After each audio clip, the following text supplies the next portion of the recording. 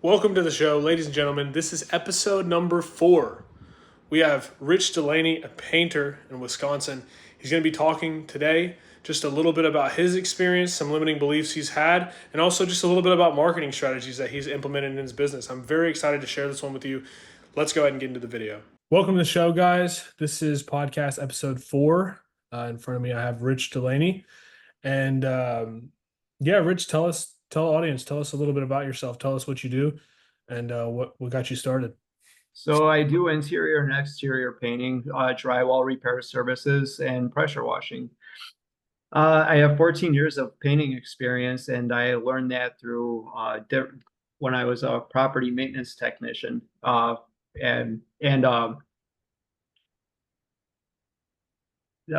through a local school, and then through multiple properties.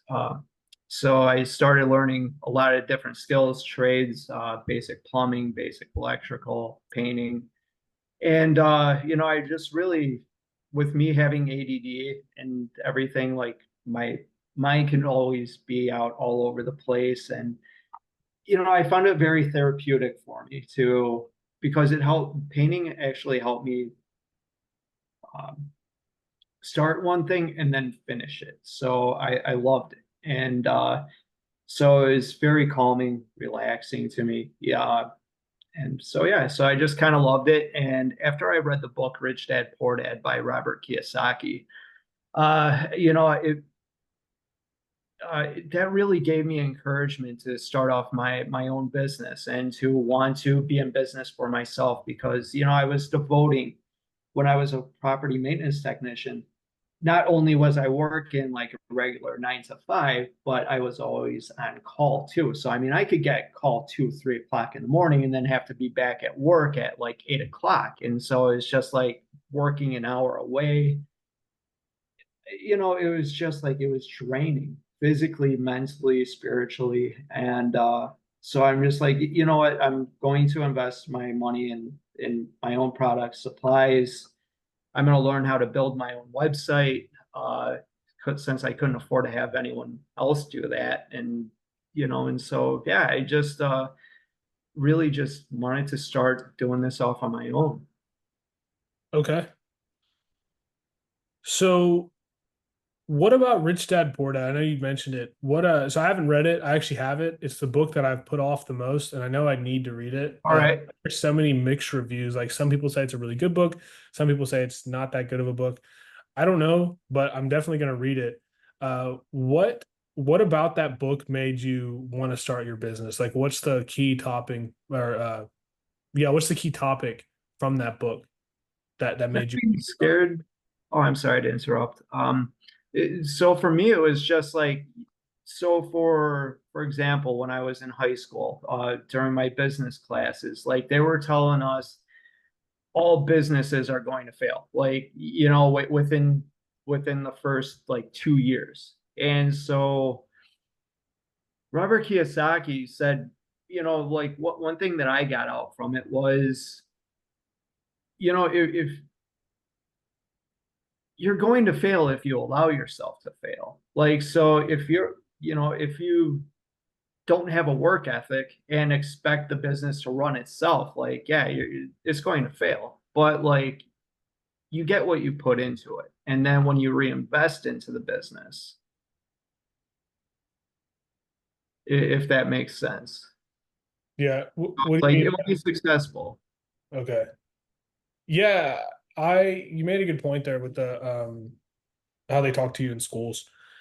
I was taught the same thing, and I remember actually even a couple months ago I was in an Uber and I was talking to the lady in the Uber and I asked her, what she did for work. And she said she's a marketing teacher or like a business teacher at her high school. And so I started to ask her questions, what what are you teaching the kids? What do the kids know about these platforms and how to get XYZ results and what, you know, I think a lot of times we trade time for money. Mhm. When you become a business owner, it turns from time to money to value to money. And so whatever value you can provide, you make money off of that. So I asked her about it and she couldn't give me answers about these platforms or what she was teaching, just very basic stuff. And I think it's unfortunate that they teach this in school with, I asked her what kind of business do you own? And she didn't run a business. And I think it's interesting that they let people who've never taught business before teach business. And it's very impractical because they can tell you things that can wave you away from business. And more importantly, um, not teach you the nitty gritty, because business only really happens when you're seriously in debt and you have to close this, like you have a Yeah. 20 to die and you have to roll an 18, and if you don't roll an 18, there is no not rolling the 18. um and so I remember she told me that, and it was strange to me. And I remember from my personal life how in schools they taught the same things. And so I think it's interesting that a book like Rich Dad Poor Dad can teach little things like that. I think it's important to break some of those habits and some of those thought patterns that you had from younger ages. So I kind of actually want to talk a little bit about that. Is there any limiting beliefs that you had from your early days that prevented you from getting started or even affecting you now? And what have you done to remove those from your life? Hope you're enjoying the show so far. If you are a business owner and you want your own podcast to help promote your brand, it's completely free. Just click the link in the description and you can sign up today. Okay, yeah. So for instance, like, when we were talking about, or when you were mentioning about those teachers not having those skills and teaching us business. So what limited me in that aspect in regards was they were telling me that I was going to fail if I ever attempted to go off on my own.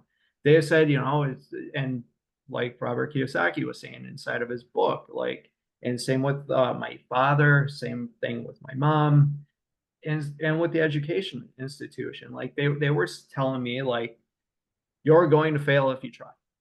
And so don't even bother. It's not worth it. Like you'll end up losing.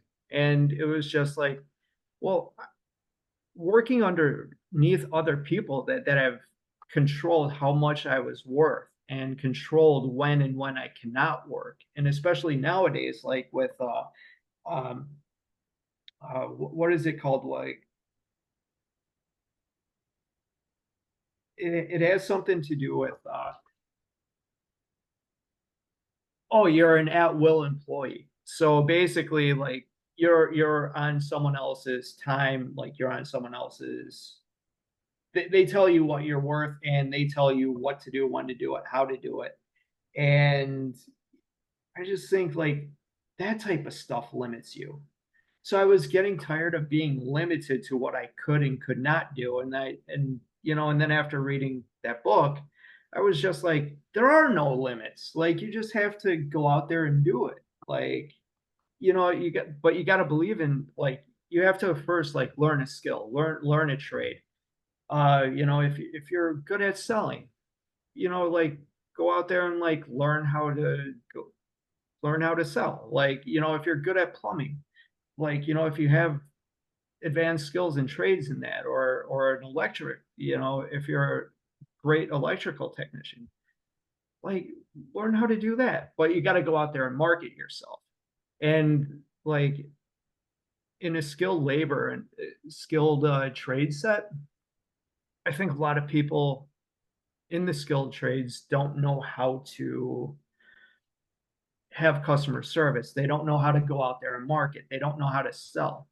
But their true worth and value is in the services that they can provide. And it's like, like they could do that very, very, very well. But yet when you don't know how to go out there and market, reach a wider audience, and then close deals on top of it, it's like those can be limiting factors too. But I think all those limiting factors with starting off your own trade, the marketing and the closing aspects, I think that outweighs going to work for someone else your whole life. Yeah. Have you ever heard of the monkey and ladder experiment? No. Okay, so basically this is the way that this whole experiment goes. So there is a room full of monkeys. There's like four monkeys and a ladder in the middle of the room. And in on top of the ladder is either like a banana or like an escape route or something. And so the monkeys are in the room, and monkey one decides to climb up the ladder. And so what happens is the testers turn on water, the sprinklers, the water sprinklers in the room whenever the monkey tries to climb the ladder. So monkey one tries to climb the ladder, the sprinklers turn on. So then monkey two decides to try and climb the ladder as well. The sprinklers turn on. And Mhm. that time, all the monkeys, beat up monkey number two. Now, monkey number three tries to climb the ladder and they beat up monkey number three, right? So now they've replaced monkey number one with a fifth monkey. That monkey tries to climb the ladder, turn on the sprinklers. They beat up the monkey comes down, they beat up that monkey as well. And it goes into a point where they've replaced all the monkeys in the room and they don't turn on the sprinklers. So now we're on monkey, 8 through 12. Monkey eight tries to climb up the ladder. No sprinklers turn on, but the rest of the monkeys pull him down and beat him up. And so I think that, and the reason I bring that case study up is that we are prone to seek for negative in human society, and we have been taught to suppress ourselves because everyone else has. And so as soon as you try to climb that ladder, as soon as you're the tree that's sticking above the rest of them, they're going to come and trim the top of your tree first. And Exactly. it's very interesting what you said there about that is because I know from my personal life I've dealt with that too, and it's hard. What would you say to somebody who is maybe starting a business or is in the line of business and or anywhere in life really, and someone behind them is trying to pull them down or people are telling them that they can't do it? Like what would you say to that person? I would just say just go and do it. It's don't even let those people know that are going to have a negative influence on you know about it until at least a year or two after. And just I mean, yeah, you're going to figure things out. Like, I mean, this was not the first time I did try a home-based business or anything like that. Like I tried an auto detailing company a long time ago. That did not work because I mean it was just yeah, I was young and stupid back then. I was also a heavy drinker, heavy smoker. So like every time that I had money to go reinvest into the business, I spent it on cigarettes, marijuana, and alcohol. So I would suggest like get rid of those negative influences out of your life too. Like you gotta start bettering yourself. And like I quit smoking cigarettes with uh, acupuncture actually. So like I mean I was smoking 2 packs a day. So acupuncture really helped me out. So I mean like drugs, alcohol, that could be a also a negative influence too. So get rid of those.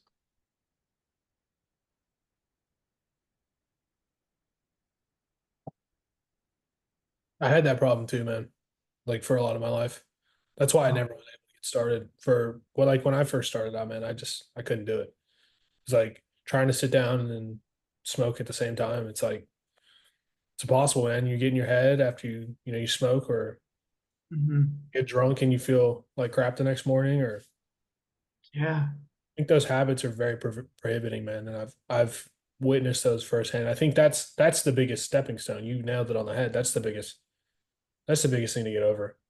yeah. Um, I want to talk about something else that you mentioned earlier. You were talking about for new entrepreneurs or for particularly trade entrepreneurship on the marketing aspect. You were saying how, and I see this all the time. People learn how to like do a trade. For example, roofing. Let's just use roofing as an example. So someone learns how to do roofing, and once they learn that trade, that's what they know how to do and that's their business. And you can get business from that, Hmm. but we're in a digital age now and you need to be omnipresent in front of other people. Yes. And I've seen mistakes in a lot of companies from something like that, like not actually putting in the effort on the marketing side. So tell me from your experience, why do you think it's important for a company to market? And if so, what do you think is the platform or direction they should go in if they don't know what to do? So I would say it's definitely start off with a website. Like if you don't know how to do it yourself, have someone else do it for you. Like save up that money to have someone else do it for you, and to also nurture and lead. Like get leads coming in for you. Uh, and then nurture those leads. I mean, you're probably not going to get those like overnight, because like SEO, that takes a long time too. And so like I hope I wasn't getting off track, because like all these things work together. And like SEO stuff, like, so I've been like learning how to do that on my own. And I mean, it took a good probably about 6, 7, 8 months for me to start seeing the results of doing keyword searches and then coming in. And it's like, so I would say like, yeah, for anyone who does not know how to do this, like Steven knows how to do this. So, ask him for help. Thanks. No problem.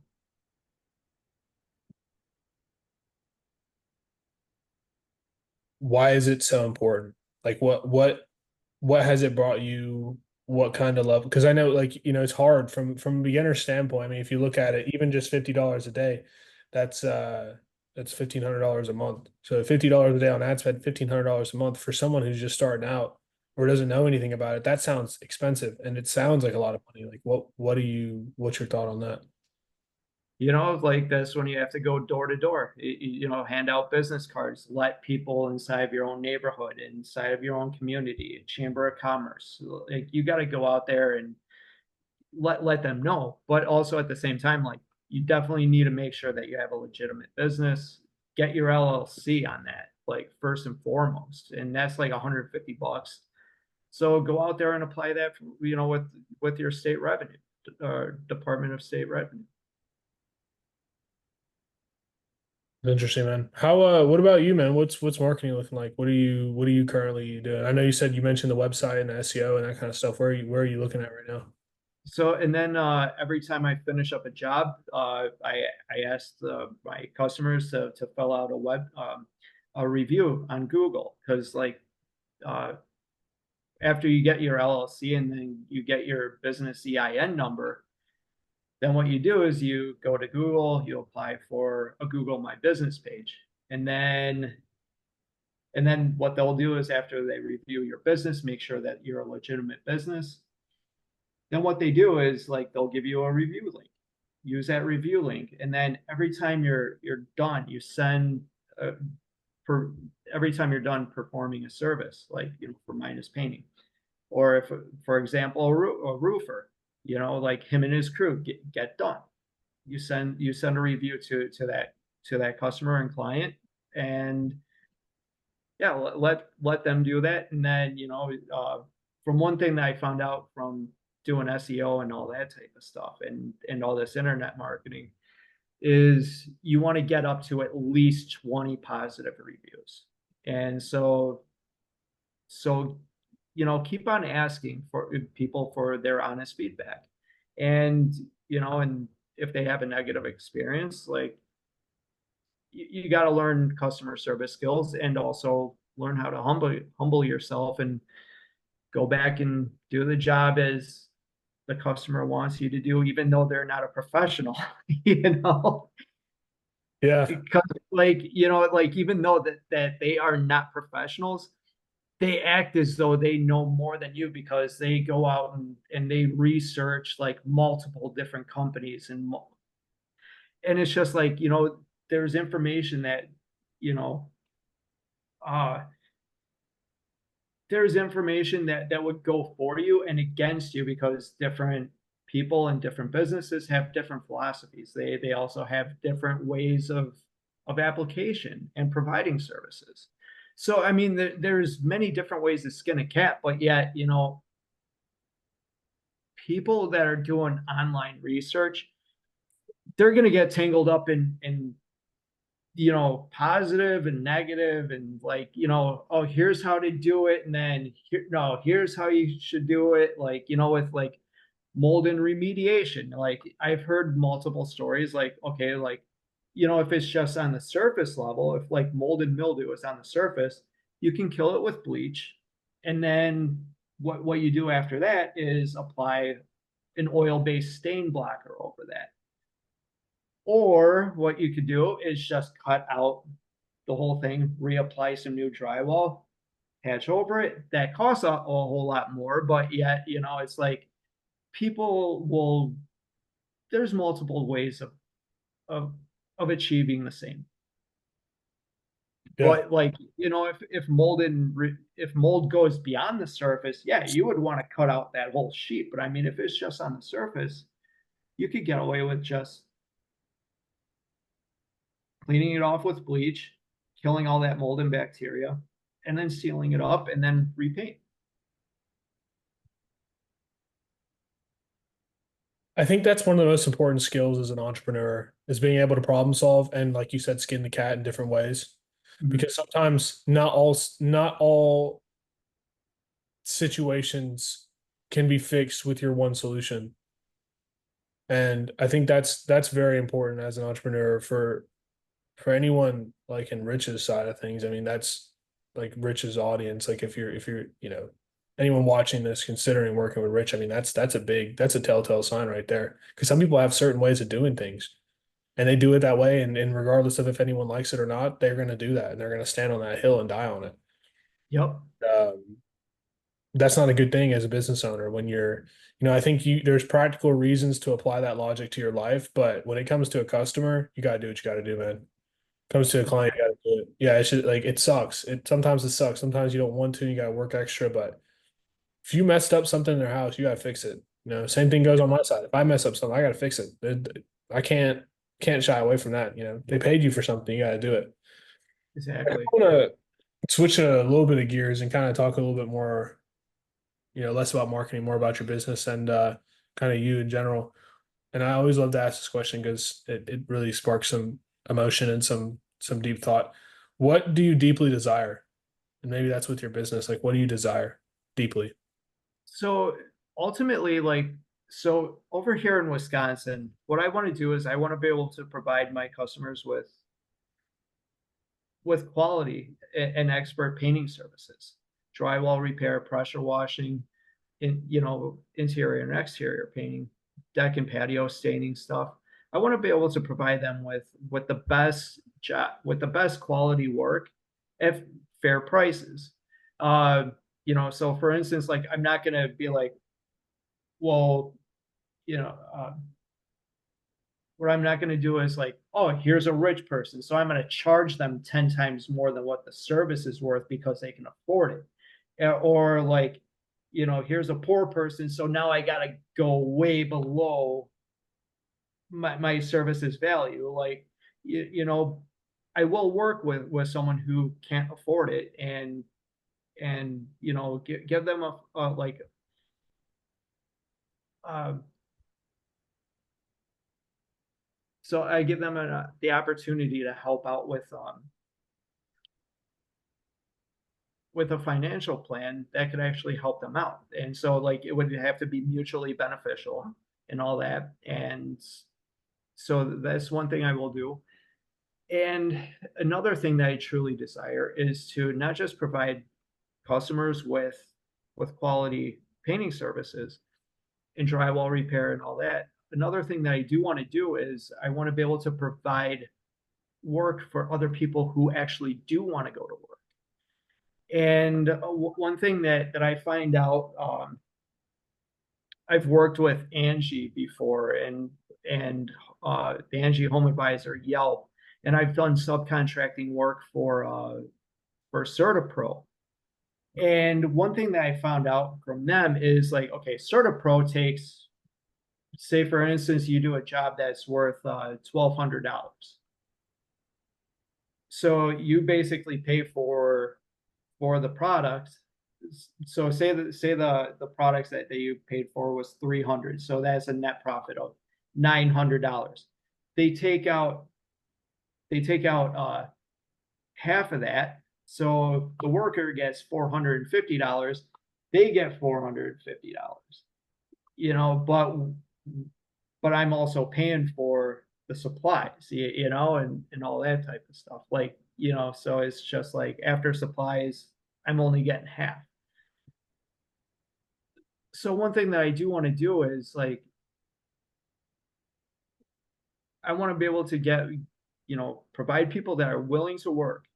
I want to give them the opportunity to work, but I also want to take less for myself and give them probably about 80 to 90%. My goal is to get enough people to work underneath me where I could take less than 10%, as far as like the business. I want to reinvest in stocks, in crypto, all under the business account, and then provide bonuses for the people that are doing quality jobs, or for someone who falls off a ladder and gets injured. I want to be able to help provide for them because sometimes the state will deny a person income assistance if they do get injured or work. So it's like I want to be able to make sure that people are being well taken care of. Like, because over here in the state of Wisconsin, we have uh like Quick Trip. I'm not sure if you've ever heard of Yeah, them, yeah, quick but trip. Yeah. yeah, so they're an employee owned business, and I would like to try to get my business to be more employee owned, Mm, where I'm not just the owner, but like the people that are going out there and dealing with the customers, dealing with everyone else, they have just as much of a say, like me as the exec, you know, the person making the final decisions, I would listen to what everyone else is saying. And then based on their feedback, we would all get together and make a decision as a whole, or at least try to. yeah. And if we can't reach a reasonable conclusion, then I would have to help make a decision, and that's something I'm not looking forward to. Yeah. Yeah, man. That honestly, I'd say that beautifully said. I didn't expect that answer. I'm not saying that there was anything about you that I didn't expect you to say that, but just like in general, I usually a lot of people, their goals are very ambitious and all self-centered. And so I like that your goal is more to help the average person who uh because you've been there and I know what that feels like as an employee as well, where Yeah. you work in a company where your boss doesn't respect you, he doesn't respect your time, he doesn't respect your energy, and you're just a name on a checklist, and as soon as you do something wrong, it's over with. I think that's very important to be able to put the average person in a position to problem solve. um, I really like your answer with that, man. I will say we're getting short on time here. And so what I like to do at the end of the show is I have a question from the previous podcast. And so you would answer their question and then you'd leave a question for the next person, and we'll talk about that after the call. Um, my question for you today is, looking back since you started, what is one thing you would have done differently? I think the only thing that I would have done differently is I would have started much sooner. Hmm. I mean, I started 2 years ago, and so 2 years ago I was 41 years old, and now I'm just about 43, and I mean, I would have started this probably in my 30s.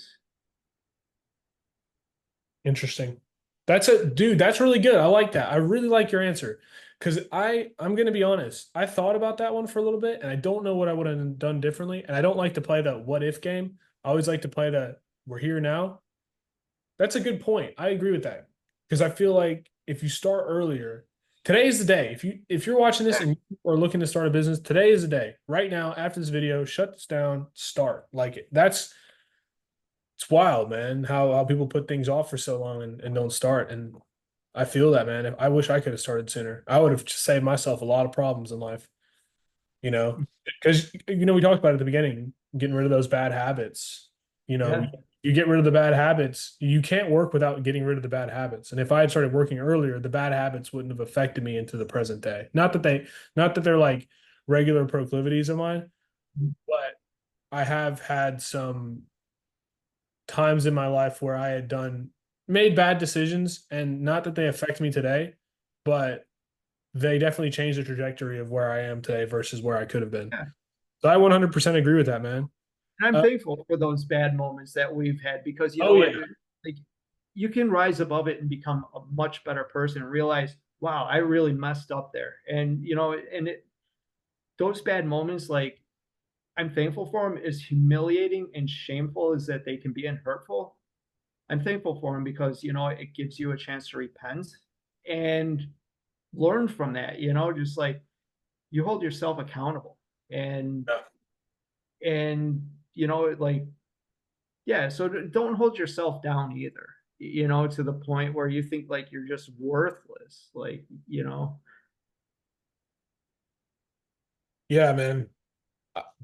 I also wouldn't be here today if it wasn't for the mistakes I made in my past too. So that's why I don't like to play the game, because I don't like to play that like what if in the past kind of game. Yeah. But it's still interesting to bring up. Where can people find you, man? So they can find me in Mukwonago, Wisconsin. And so I can also be found at www.fullcoveragepainting.net. www.fullcoveragepainting.net. Yep.